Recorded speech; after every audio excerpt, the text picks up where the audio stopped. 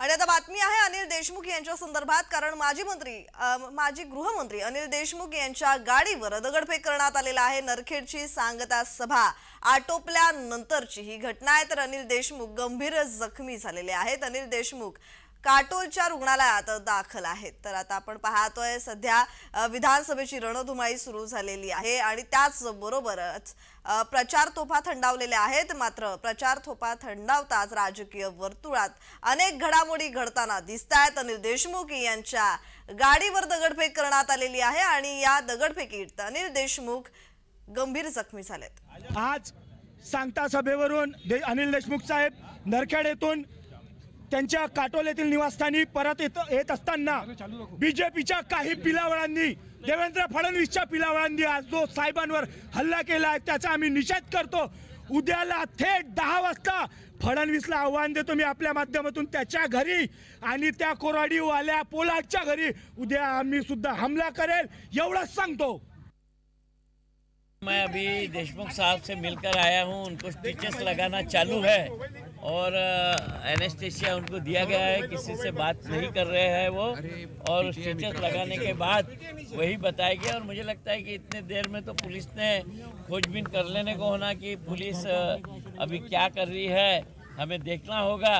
मगर मुझे लगता है कि एक राज्य के गृह मंत्री पर ऐसी निंदनीय हल्ला चुनाव के दरमियान होना, ये महाराष्ट्र समान सुसंस्कृत राज्य के हित में नहीं है। आपले काटोलचे आमदार अनिलजी देशमुख हे नरखेडवरून परत येताना बेला या फाट्यावर त्यांच्या गाडीवर काही अज्ञात लोकांनी पथराव केल्याची माहिती, प्राथमिकरित्या माहिती पोलीस प्रशासनाकडून भेटलेली आहे आणि त्यामध्ये त्यांना डोक्यावर थोडासा मार लागल्याची माहिती प्राप्त झालेली आहे।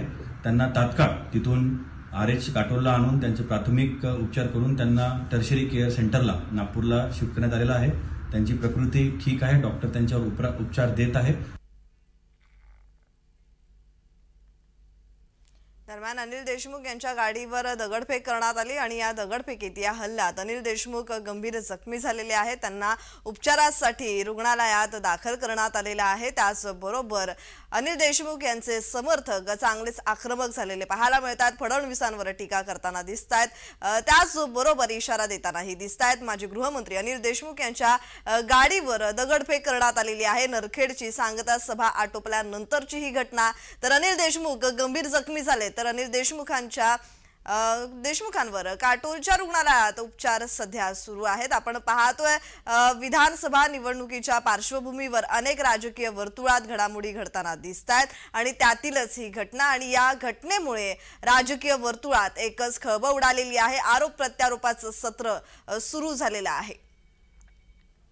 तर काल प्रचार तोफा थंडावलेल्या आहेत आणि त्यानंतर ही घटना घडल्याची माहिती समोर येतेय। माजी गृहमंत्री अनिल देशमुख यांच्या गाडीवर दगडफेक करण्यात आली आहे।